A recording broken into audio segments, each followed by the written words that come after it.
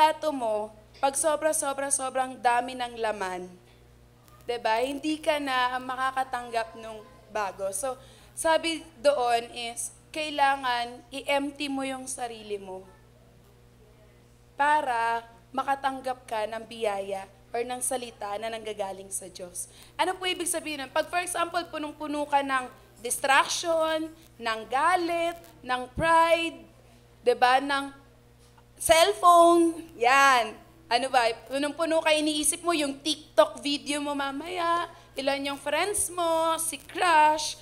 Pag sobrang punong-puno ka, yung trabaho mo, yung school mo, yung project mo, yung naiinis ka sa katabi mo, pag punong-puno yung plato mo, punong-puno ka ng mga bagay na yon, hindi ka talaga makakatanggap ng biyaya galing sa Diyos. So kaya kailangan, empty muna natin yung puso natin, yung isip natin, at ibigay natin sa Diyos yung pinakamalaking part ng puso natin. Kasi yun naman yung purpose bakit tayo nandito. Tama.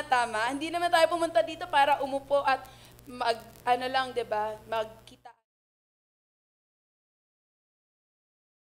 Sa hari, ang pinaka-the best na oras. Ibigay natin sa Panginoon, sa hari ng mga hari, ang pinaka-the best na puso natin sa oras ngayon. So ngayon, tinatawagan ko po ang maghahatid, ang mouthpiece ngayon ni Lord para sa kanyang mga salita. Paupuin natin ang hari na ang gagamitin po ay si Brother J. Rosales. Amen. Purihin natin ang Diyos.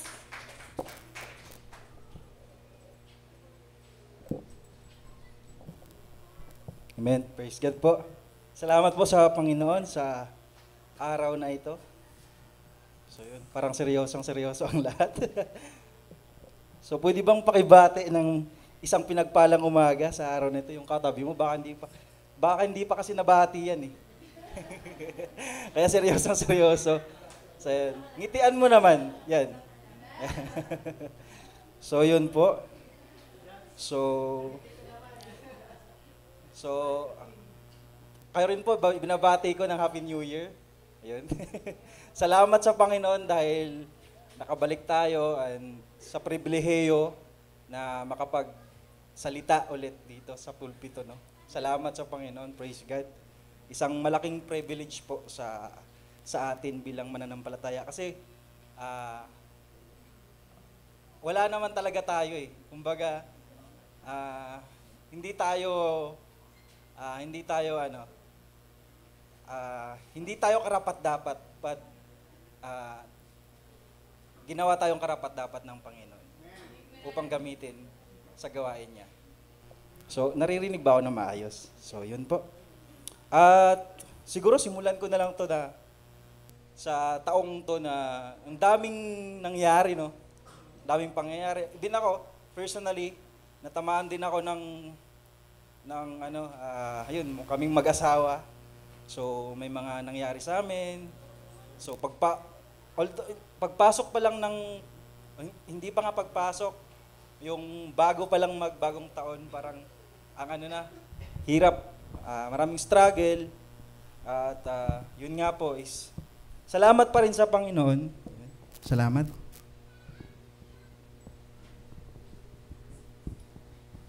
Kasi patuloy pa rin siyang sumasama sa atin. So, sabi nga, in the midst of the struggle, andun ang Panginoon lagi para samahan tayo. At doon siya magpapakita ng kanyang mga himala. Miraculous way. Kung paano natin ito mapagtatagumpayan. So, ganun po sa panahon natin ngayon, di ba po, nabalitaan natin na yung California is yung nangyari, yung wildfire na sinasabi. So, ang daming nangyayari. Ang daming mga bagay na pangyayari na nung pagpasok ng 2025 is unexpected. But bilang Kristiyano, bilang mananampalataya, no? So, para sa atin, dapat aware na tayo doon. Kasi yun naman po talaga ang mangyayari.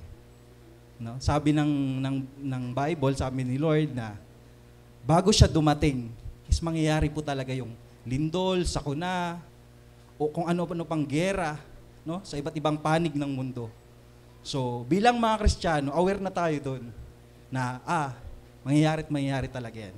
Kasi nga, darating ang Panginoon. No? Kasi yun yung palatandaan ng Panginoon na malapit na siyang darating.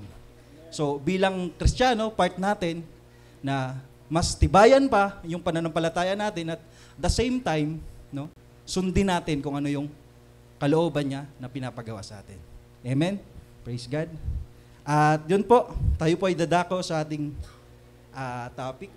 Then, last, po natin, na pag-aralan natin is yung about I am a living miracles.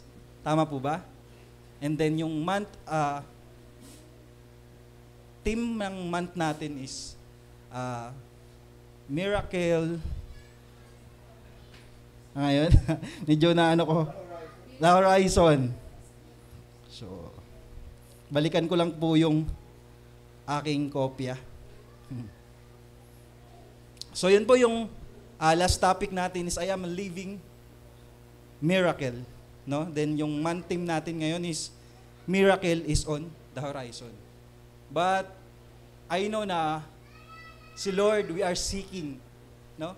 We are seeking kasi nga, nasa bagong taon tayo, and at the same time, nagsisik tayo, no? Nagsisik tayo ng glory ng Panginoon, nagsisik tayo sa Kanya. Sabi niya nga, seek me first. No? Sabi niya sa Kanyang salita. At dito po, sa pag-aaralan natin ngayon is all about miracle.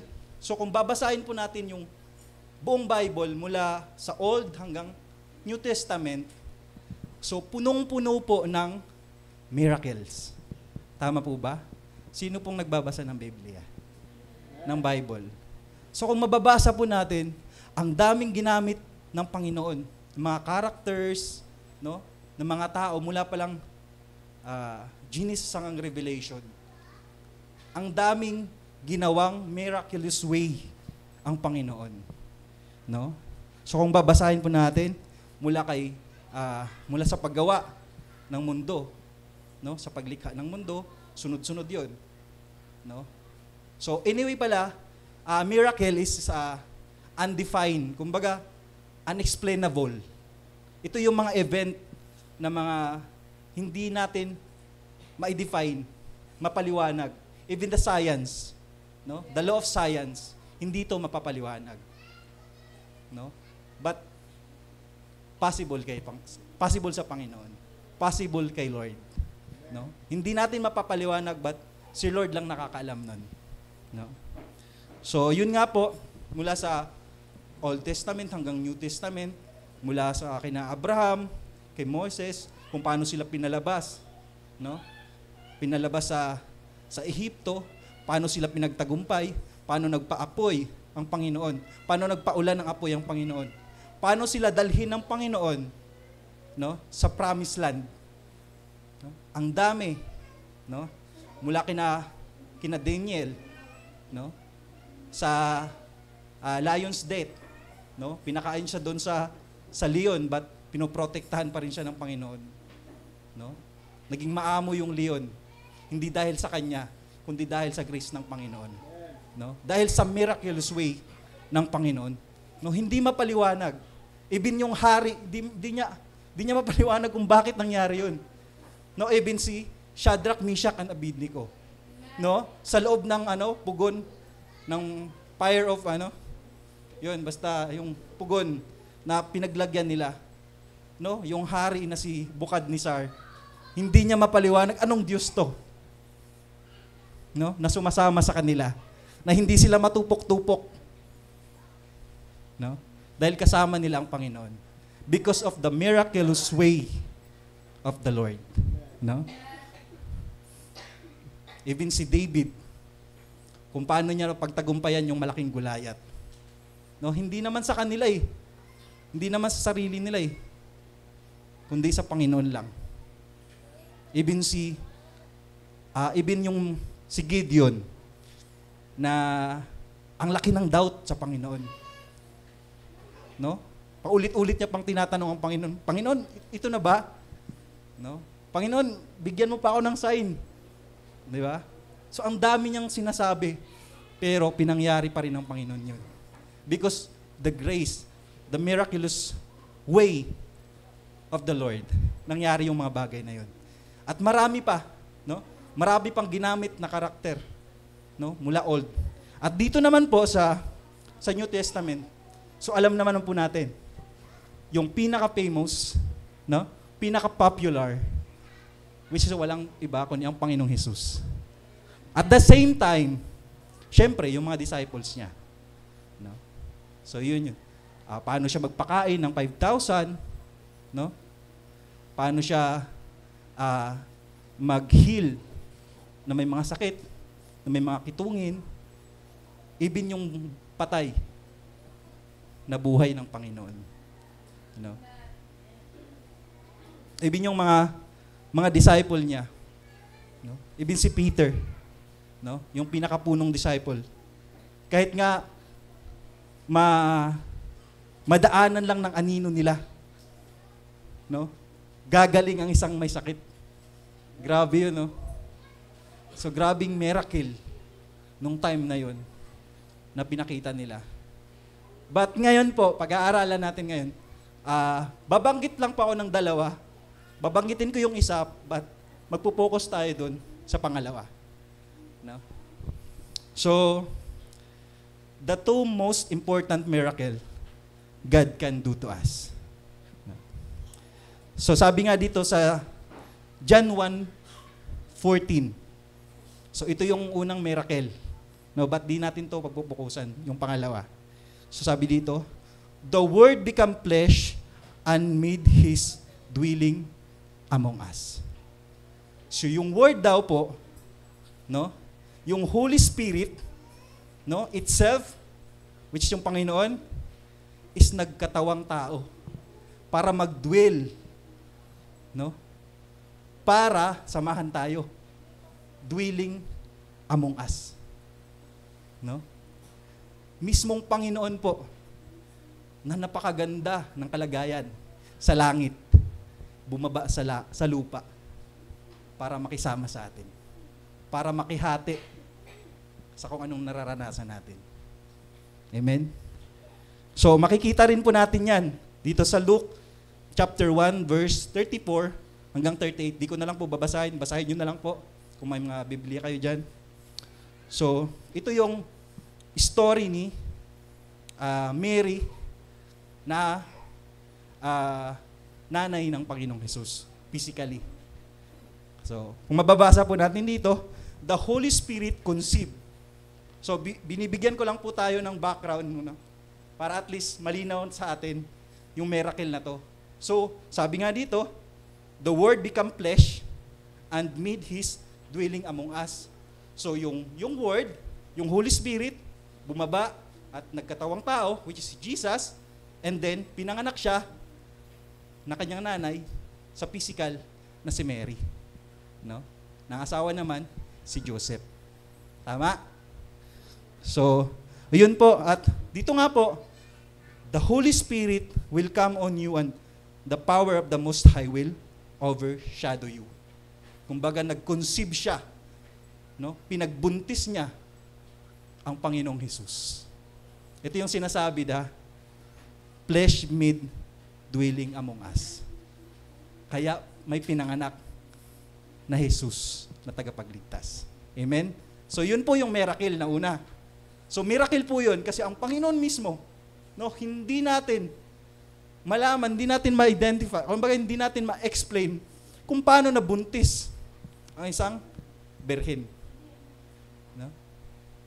At paano ang Panginoon mismo nagkatawang tao. Amen? But dito pa tayo magpo-focus. So, join me our message for today, entitled, The Great Receipt of Victory. Amen? The Great Receipt. Dakilang resibo ng katagumpayan. Tama? So, yan po, ipapaliwanag natin yan kung bakit, ano ba yung dakilang resibo na yan? No? No? Minsan pag bumibili tayo, di ba may resibong binabalik? No? Para alam natin kung ano yung nabili natin, At the same time, kung may babalikan man tayo, may resibo tayo. May pamakita. Oy, ito, may resibo ako. Diba? The great receipt.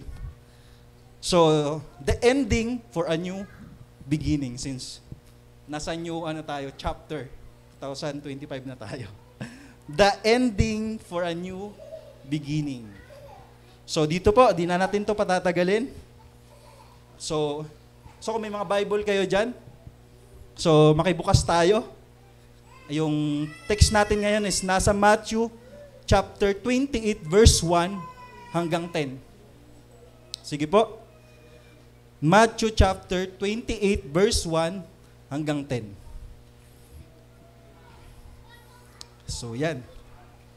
Amen.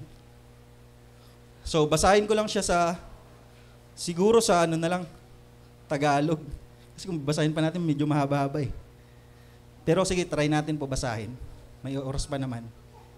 Mabilis lang po ito. So yun po, samahan niyo po ako sa pagbabasa. Kung may mga Bible kayo dyan, tingnan niyo na lang po. So in verse 1, sabi dito, after the Sabbath, at the dawn, on the first day of the week, Mary Magdalene and the other Mary went to look at the tomb. There was a violent earthquake, for an angel of the Lord came down from heaven and going to the tomb, rolled back the stone and sat on it. His appearance was like lightning, and his clothes were white as snow. The guards were so afraid of him that they shook and become like dead men. Grabe, no? Nung nakita nila yung angels of God, hindi lang sila na-shock pa sila. At sabi dito,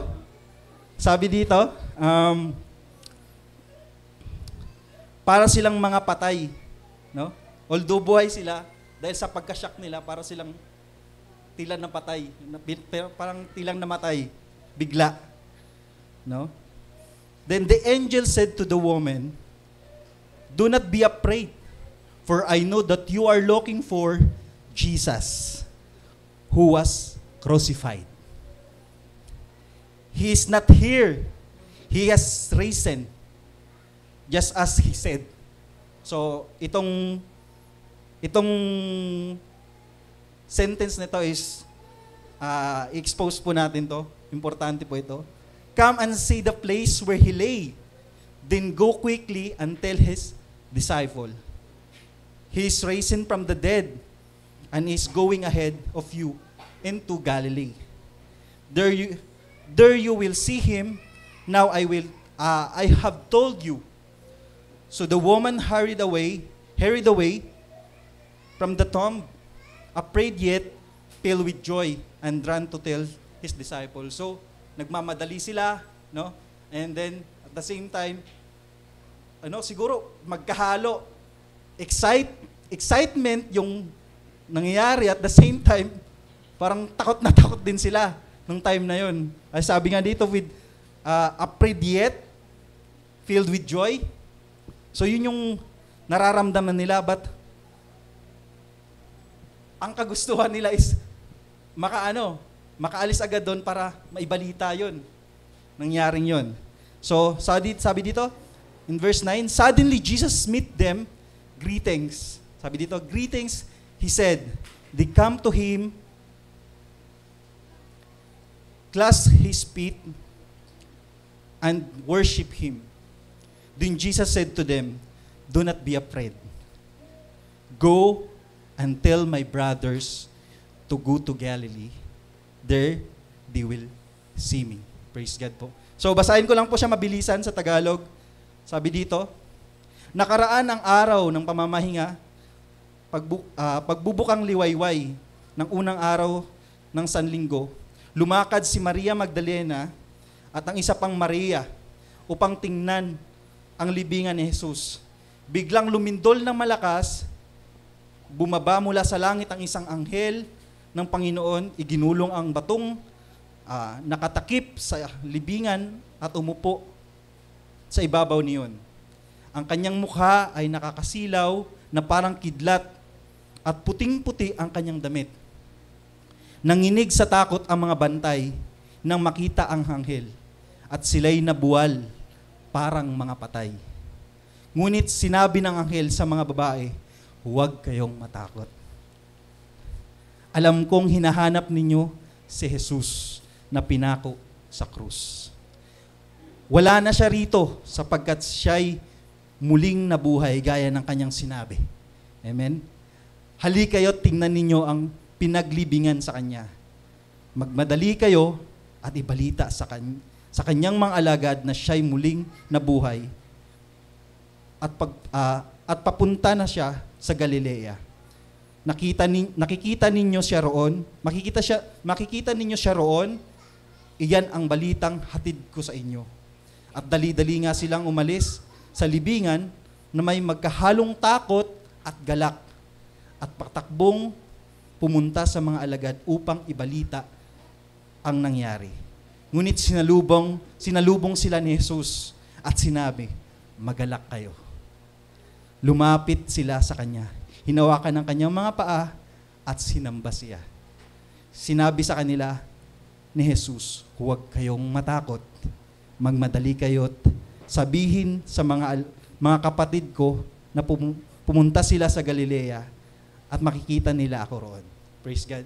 So tayo po ay pansamantalang yumukot manalangin bago natin to pagbulay-bulayan at pag-aralan ng salita ng Panginoon. Lord, thank you for this day, O God. Salamat po sa araw na ito na nandito kami ngayon, O God. Muli ay makakapakinig ng iyong salita. At Lord, samahan mo rin po ako, God. O God, be your mouthpiece, O Lord. Ikaw po ang manguna by your Holy Spirit, O Lord. Patuloy na ikaw ang mangusap sa bawat isa. Patuloy na ikaw ang magturo, O Lord. Buksan mo ang aming kaisipan, aming puso, O Lord. Hindi lang namin ito basta mapapakinggan, O God. But Lord, may apply ito sa aming kanya-kanyang buhay, O God. Lord, salamat po. Patuloy na maitaas ka sa araw na ito, sa buhay ng bawat isa. Pinagkakatiwala namin sa iyo ito, O God. Sa tanging pangalan ng Panginoong Jesus. Amen. Praise God. So, 3 bagay po dito, no? 3 possible things we experience when miracle happen. No? 3 bagay po na pwede nating maranasan, na possible. Kasi iba-iba tayo ng karanasan pagdating sa miracle ng Panginoon. Maybe yung miracle mo is yung financial.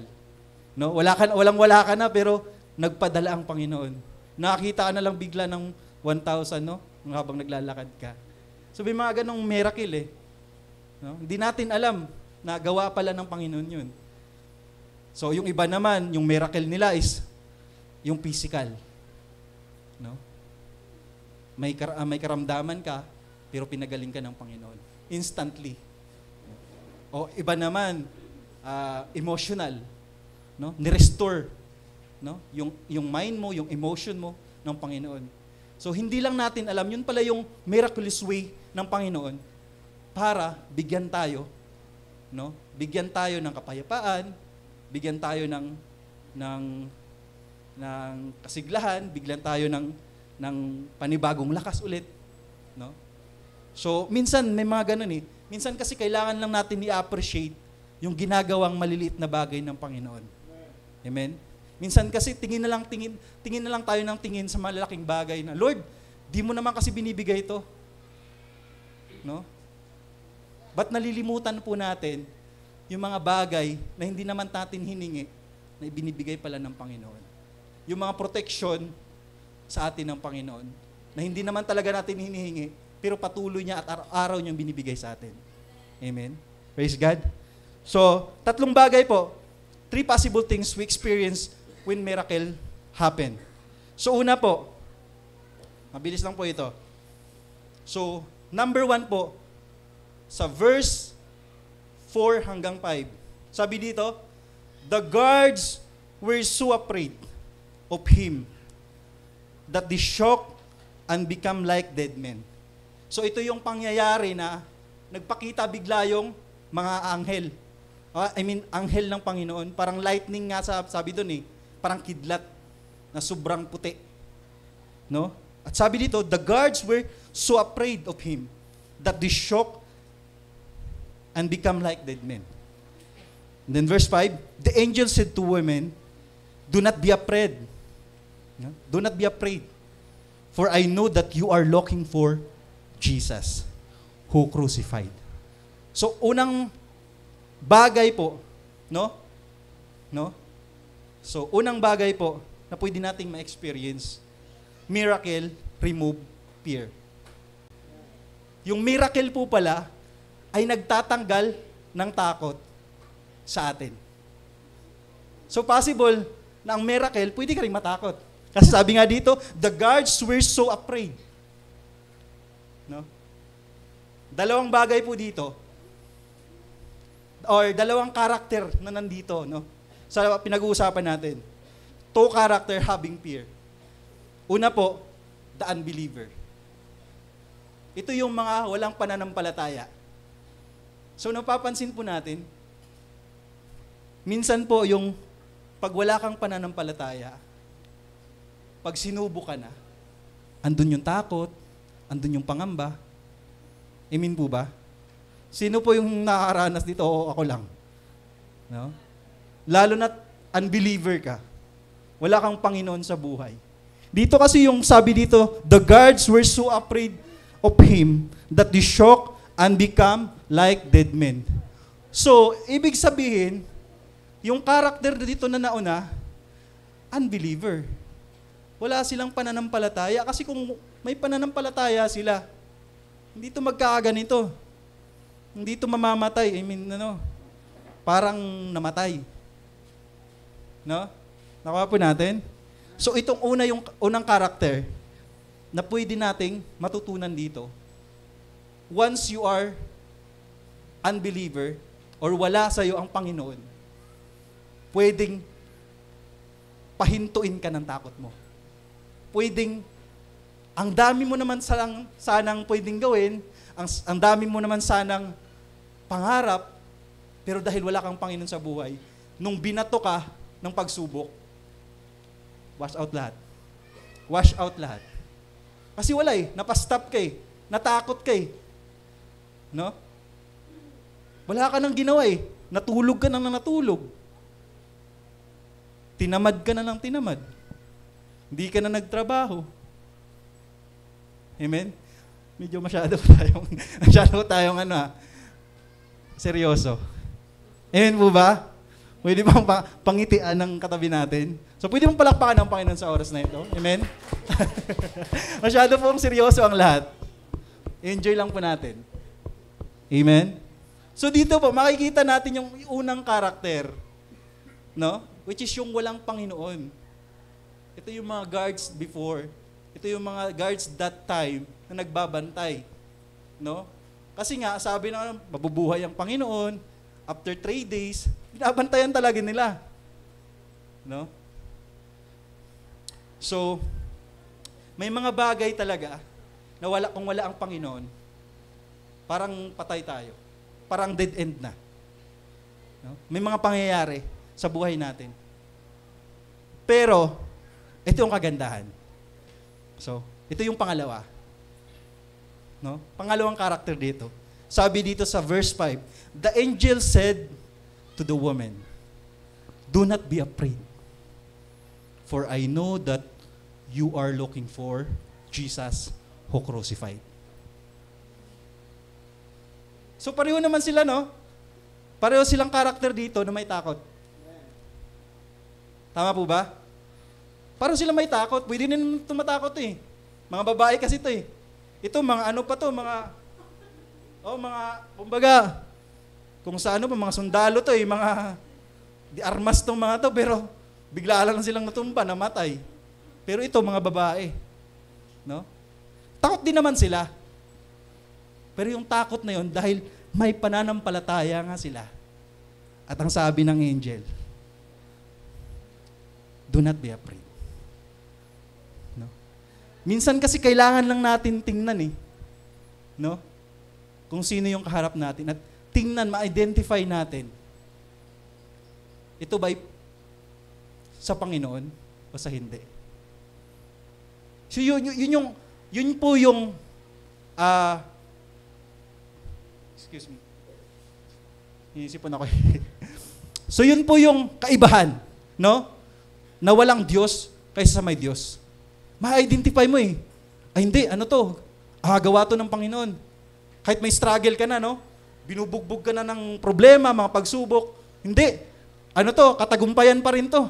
After ng pagsubok na to, may katagumpayan. Amen? Di ba? So maano mo eh, ma-identify mo eh.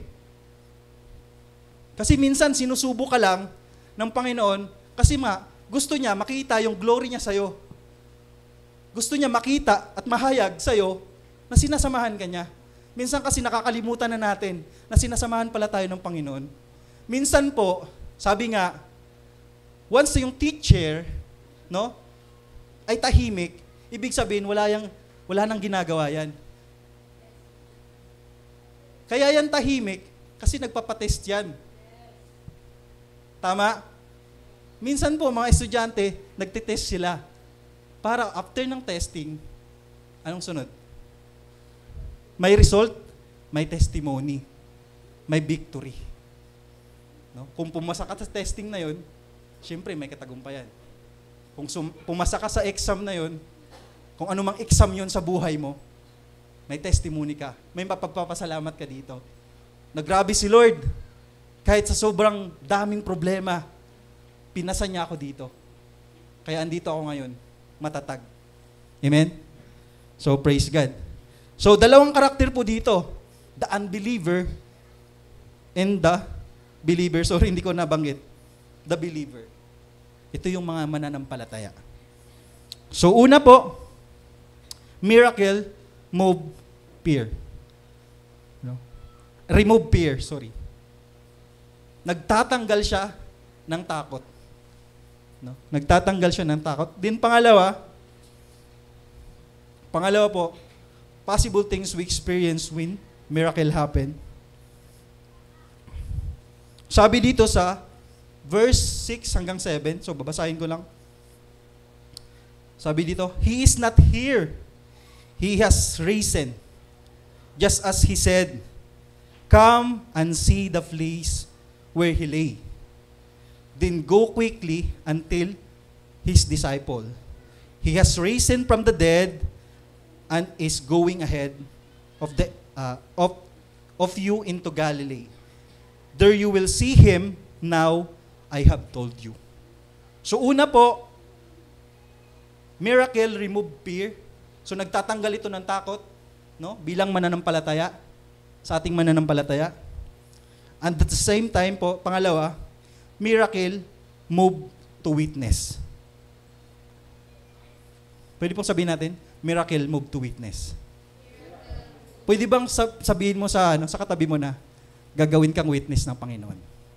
Mag-move ka dyan sa kinakaupuan mo ngayon para mag-witness sa Kanya. Para mag-witness sa kabutihan niya kung paano ka niligtas ng Panginoon. Kung paano kinosify ang Panginoon. Amen? Hallelujah.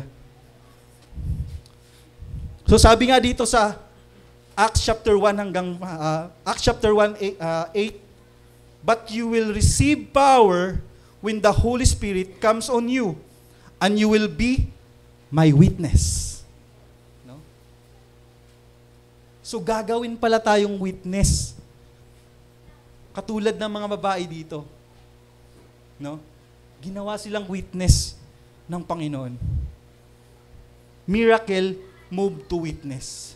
Hindi na lang sila natili doon. Hindi siya katulad ng mga guards na parang patay na lang doon. Hindi. Sabi ng Panginoon, sige, humayo kayo. Sige, balitaan nyo yung mga disciple doon na nabuhay ako. Amen? Nag-move sila. Nag-witness sila.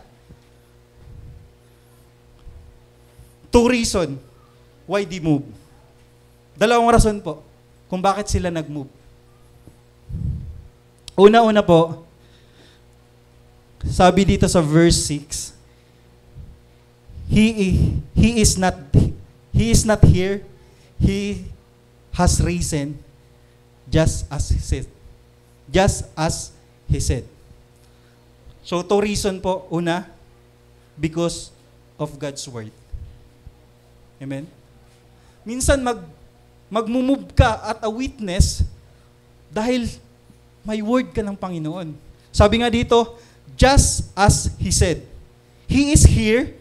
He has risen just as He said. He said. Dahil sinabi ng Panginoon. Dahil may word ang Panginoon. Amen? Because of God's word. Magtitestify ka ngayon dahil mang nangyari sa buhay mo na salita ng Panginoon.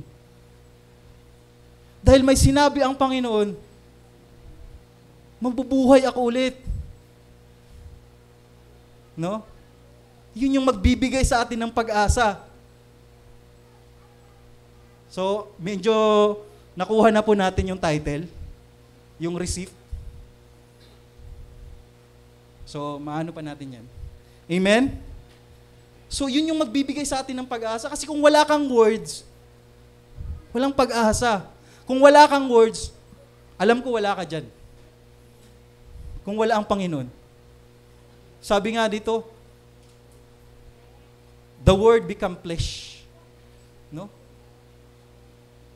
And dwelling among us.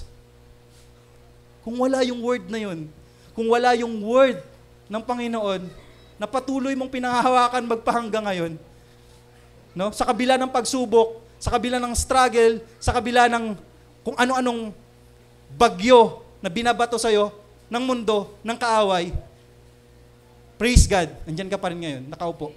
Praise God, andyan ka pa rin ngayon, nakikinig ng salita ng Panginoon. Amen? Praise God, andyan ka pa rin ngayon, nanampalataya sa Panginoong Hesus. Amen? Praise God. Hallelujah. Pwede bang palakpakan natin ng Panginoon sa umaga nito? Hallelujah. Una po, because of God's words. So, pangalawang rason, bakit sila nag-move? Sabi dito sa verse 7, then go quickly and tell His disciples, He has risen from the dead and is going ahead of you into Galilee. There you will see Him. Now I have told you. So una po, because of God's word. Then pangalawa, because of God's promise. May pangako po ang Panginoon sa atin. Sino po clear sa iyo ang pangako ng Panginoon? Nababalikan ka niya. Na malapit na siya. Kaya nangyayari yung mga bagay na to. Kaya nangyayari yung mga sakuna. Amen? Kaya panatag ka bilang mananampalataya. Kasi may promise ang Panginoon na babalikan niya tayo. Amen? Sa kabila ng... Amen? Praise God. Hallelujah. Kasama po yan sa pagtanda. Amen? Naano lang ako. Na-overwhelm lang ako sa Panginoon. So, yun po. May promise po ang Panginoon na kung pangahawakan po natin ito, wala pong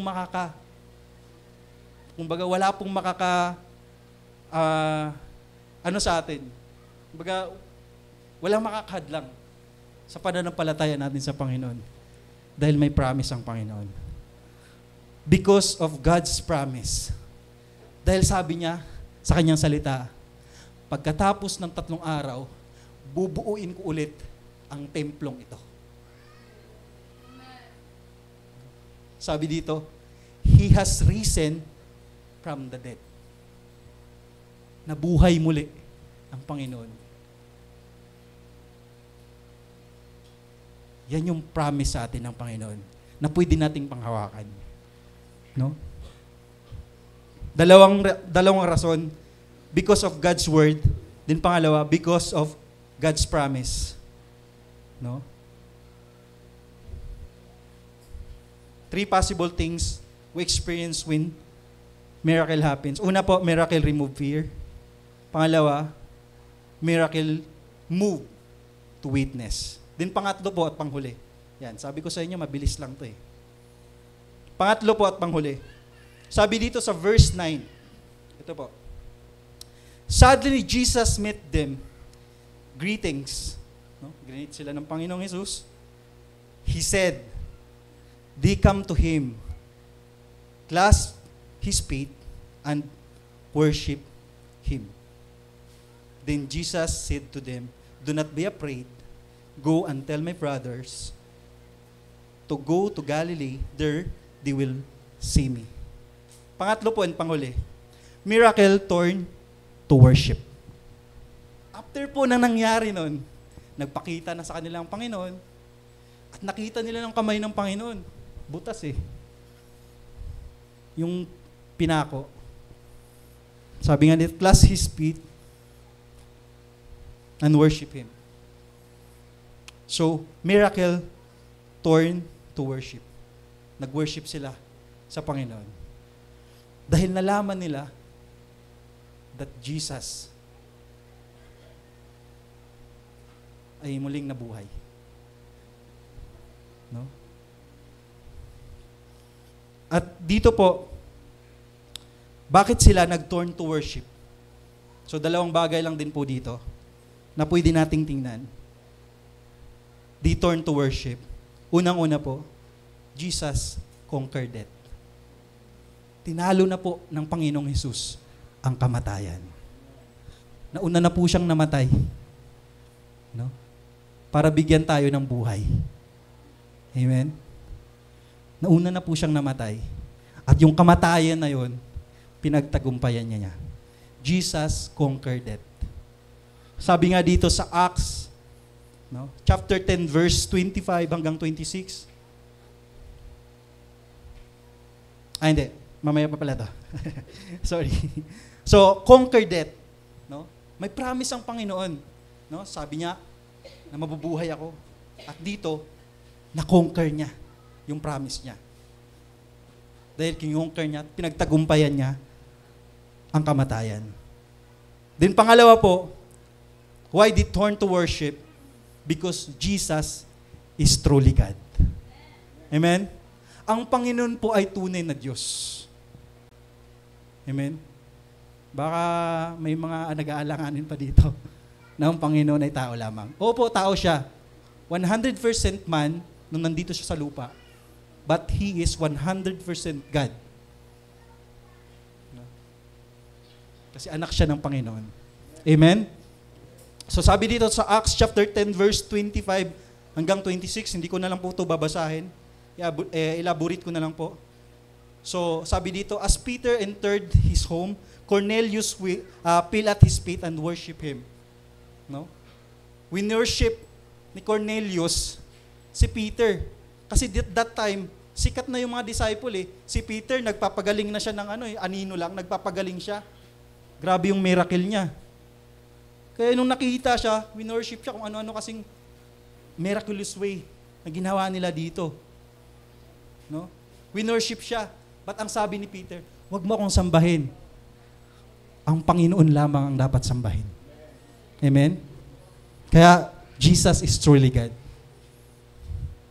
Jesus is worth to be worshipped. Amen? Praise God. Sabi nga dito sa Revelation, chapter 22 hanggang 8 hanggang chapter 22 8 hanggang 9. So, ito naman po, ito yung pangyayari na kung saan nagkaka-vision si John, no? Napunta siya sa isang lugar, no? Sa vision niya, baga kinuha siya ng Holy Spirit. And then yung nakita niya, yung mga anghel ng Panginoon na yung kaluwalhatian, yung kadakilian, no? Sabi nga dito, John I am sabi dito, I am the one who heard and saw all these things, and when he heard, I saw them, I fell down to worship at the feet of the angel. So, worship niya yung angel kasi nga, grabe yung kaluwalhatian nila eh. Grabe yung pag-aano nila. But sabi ng angel, no, mo kami i-worship. Servant lang din kami, alipin lang din kami ng Panginoon. Walang ibang i-worship, kundi ang Panginoon lamang. Amen? At dito po, bakit natin masasabi na Jesus is truly God? Kasi sabi dito, Suddenly, Jesus met them, greetings. He said, they come to him, clasp his feet, and worship him. Sabi dito, and worship him. Anong ginawa ng Panginoon? Nagsabi ba siya na, hindi, wag niyo akong i-worship. Hindi ako Panginoon. Ang Panginoon lang i-worship natin. May nagsabi ba dito? Wala. Hinayaan niyang i-worship siya. Because he know that he is God. He know that he is truly God. Amen? That's why makikita natin dito na conquer niya yung death, at the same time, he is truly God. Amen? So dito na po ako magtatapos sa conclusion natin. Sa totoo lang po, from Old hanggang New Testament, kung isa-summary po natin, magiging walang kabuluhan po ang lahat ng kwento, lahat ng miracles na nangyari sa buong Bible kung hindi ito nangyari. Kung hindi nabuhay muli ang Panginoon. Sino po yung may alam dito ng mga religion, no? Na nabuhay yung Panginoon nila ulit? Na-conquer yung death.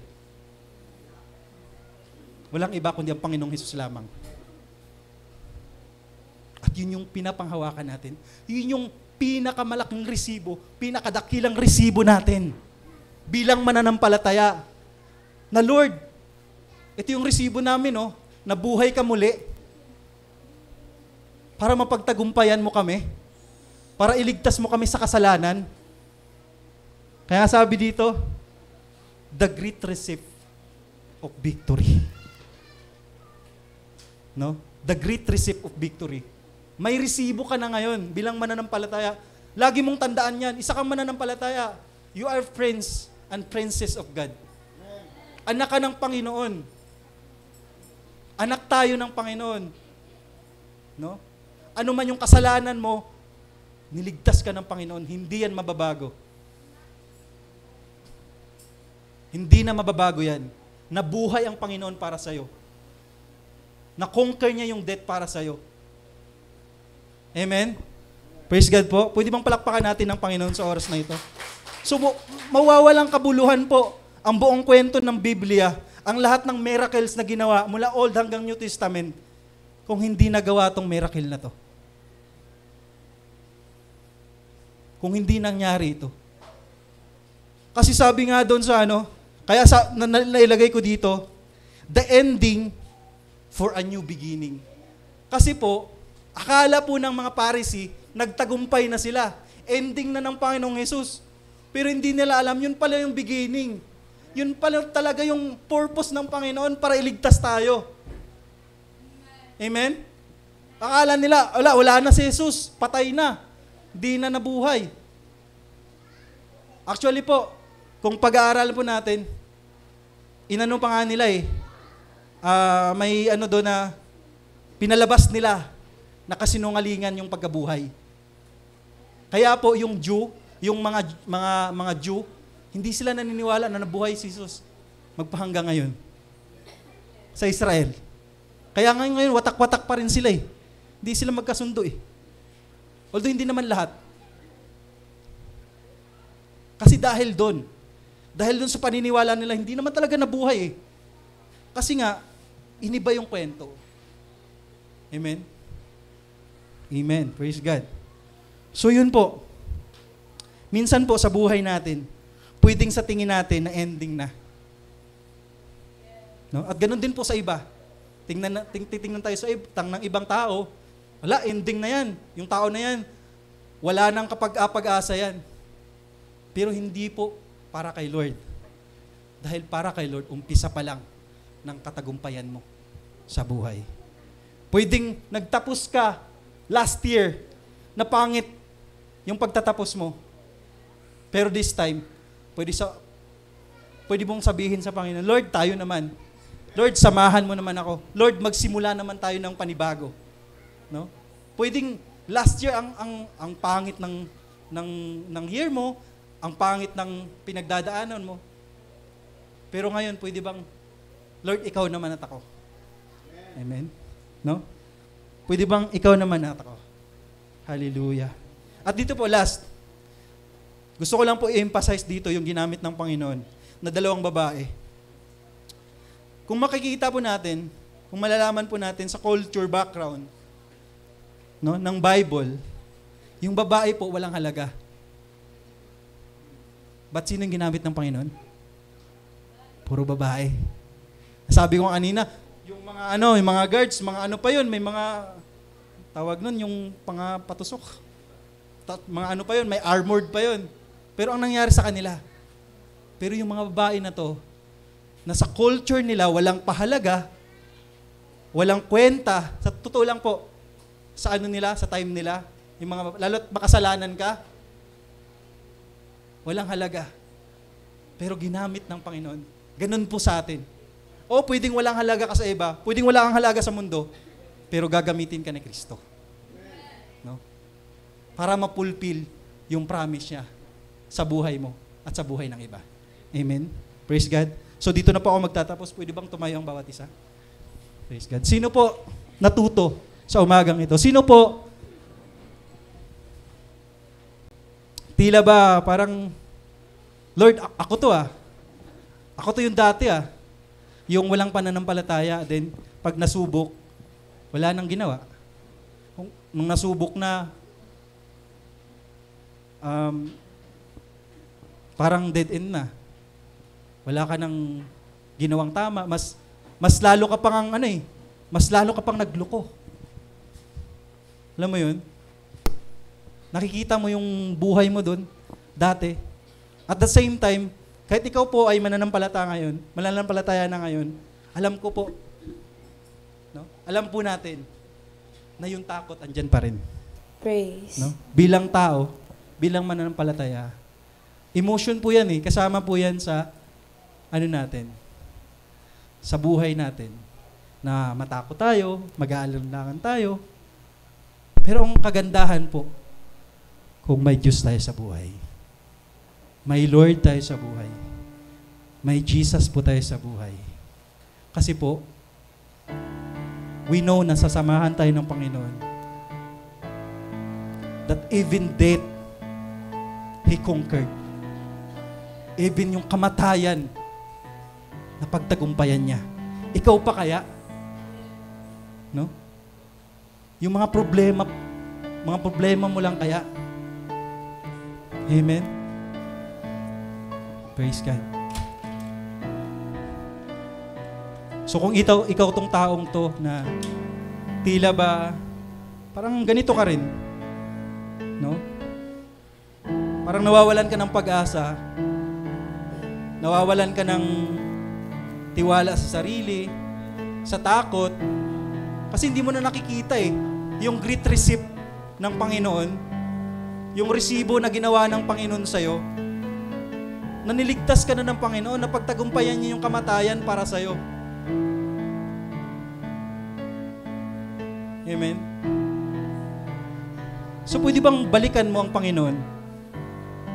Even ako po,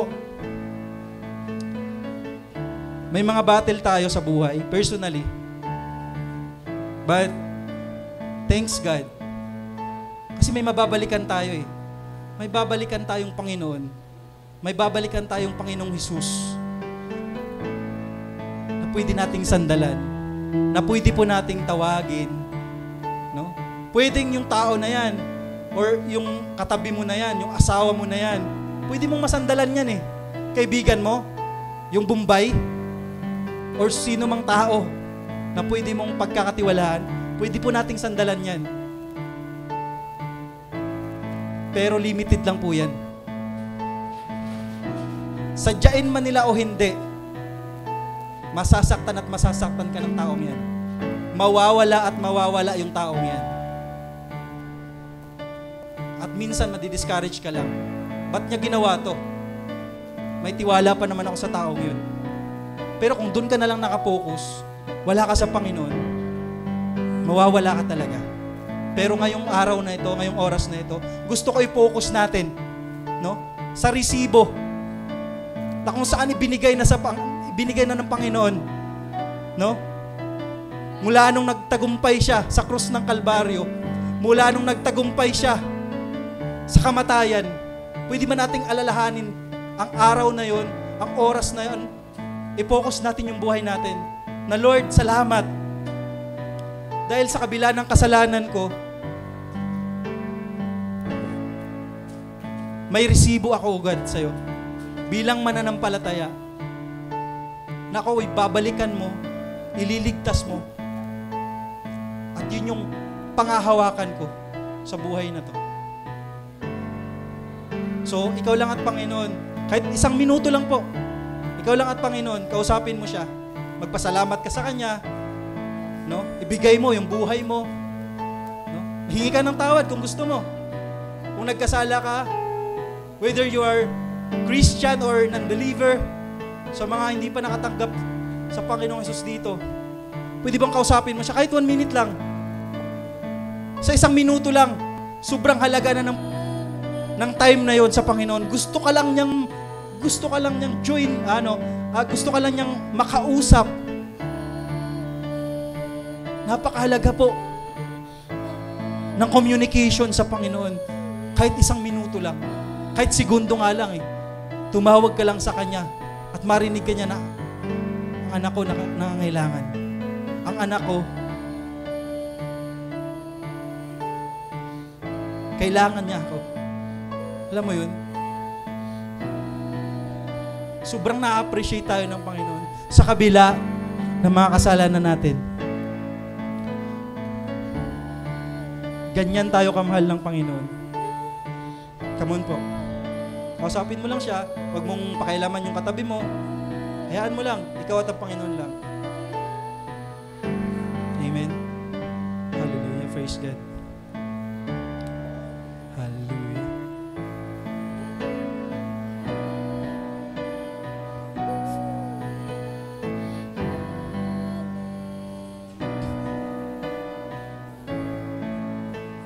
Praise God. Hallelujah.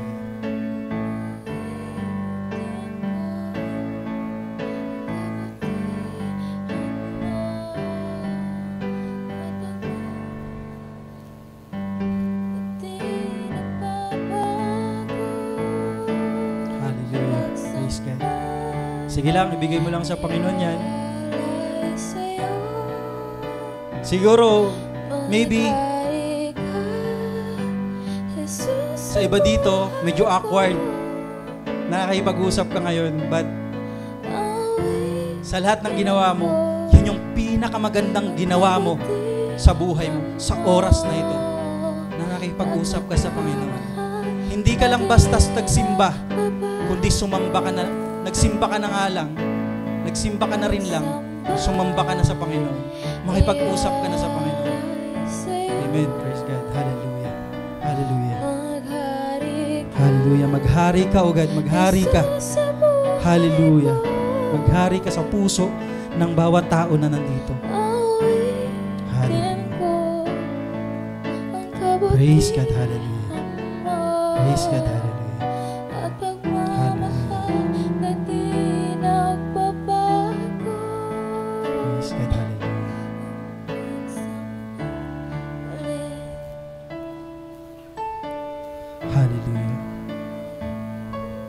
At ngayon po, sa oras na ito, sa araw na ito,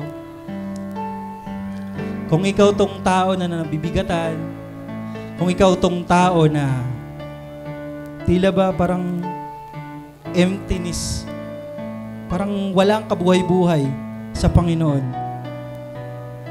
at ikaw tong tao na tila gusto mong tanggapin naman talaga ang Panginoon Pero alam mo yun, nagdadalawang isip ka, Lord, kailangan ba talang tanggapin ka? At nagdadalawang isip pa ngayon, kung ikaw tong wala pa ang Panginoon sa buhay mo, hindi mo pa siya tanggap sa buhay mo. At even dito sa mga Kristiyano na matatagal na tila ba sinusubok ka, nawawala ka sa Panginoon, nagmi-ministry ka naman, pero tila wala ka ng joy, wala ng pag-ibig, wala ng saya, wala ng excitement sa Panginoon. And then, gusto mong i-rededicate yung buhay mo, yung joy na meron ka. Gustong i-restore. Gusto mong i-restore yung joy na nawala before, no? Na unang joy. Nung na-meet mo ang Panginoon, gusto mong ibalik yun. Pwede ba sa oras na ito?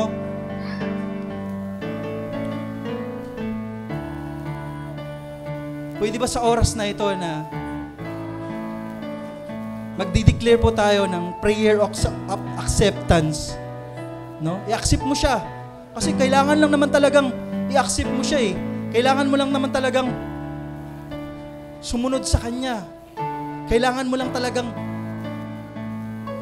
muli siyang i-encounter. Muli siyang maranasan. Kasi yun yung nawala sa atin. Yung disconnection. Yung relationship. Hallelujah. So kung ikaw tong taong to, in a count of 3 po, magbibilang po ako ng 3. Pwede bang itaas natin yung ating kamay? At sabayan niyo po ako sa prayer of acceptance of Jesus sa oras na ito. Sige po. 1, 2, 3. Pwede bang taas natin yung kamay natin? If you are willing, no? Sabi ng Panginoon, if you are willing, no? I-dedicate mo yung buhay mo, na isuko mo yung buhay mo, willing din siya sa'yo. Amen? Pwede niyo po akong sabayan. Or personalin ang Panginoon. Personalin niyo yung Panginoon sa prayer of acceptance na to. Sabihin lang po natin, Lord Jesus, Lord Jesus, ako po'y nagpapakumbaba ako po sa iyong harapan. Sa iyong harapan. Inaamin ko po Inaamin ko po na ako po'y makasalanan. na ako po'y makasalanan. Na apart from you, O God, Na apart from you, God, we can do nothing. we can do nothing. Kaya humihingi po ako ng kapatawaran, O God, Kaya humihingi po ako ng kapatawaran, Lord God, sa aking mga kasalanan. sa aking mga kasalanan. Sinadya ko man ito Sinadya ko man ito sa isip, sa isip, sa gawa, sa gawa, o sa salita, O o God. sa salita. Patawad, O Lord. Patawad po, Lord. At ngayon din po, Lord, At ngayon din po, Lord, tinatanggap po kita tinatanggap po kita bilang Diyos bilang Diyos at tagapagligtas at tagapagligtas ng buhay ko. ng buhay ko. Isulat mo nga po Isulat mo nga po ang pangalan ko ang pangalan ko sa aklat ng buhay. sa aklat ng buhay. Ikaw na nga po Ikaw na nga po ang maghari ang maghari sa buhay ko sa buhay ko ngayon ngayon at magpakailanman. at magpakailanman. Ito po'y aming samot dalangin Ito po ay aking samot dalangin sa pangalan ng Panginoong Hesus. sa pangalan ng Panginoong Yesus. At ang lahat po ay magsabing, Amen. sabi nga po sa John 1:12, kung sino man po ang tumanggap at manampalataya sa Panginoong Hesus, bibigyan niya ng karapatan bilang makatawag sa Kanya na Ama at bilang maging anak. Amen. Praise God po. So, ako na lang po ang manalangin. Lord, salamat po sa oras na ito. Salamat po sa gawaing ito. Na patuloy na ikaw ang kumikilos. Na patuloy, O God, na ikaw ang maitaas, O Lord. Salamat po sa dakilang resibo na tinanggap na namin bilang Kristiyano. Na yun po ay aming daladala saan man kami magpunta.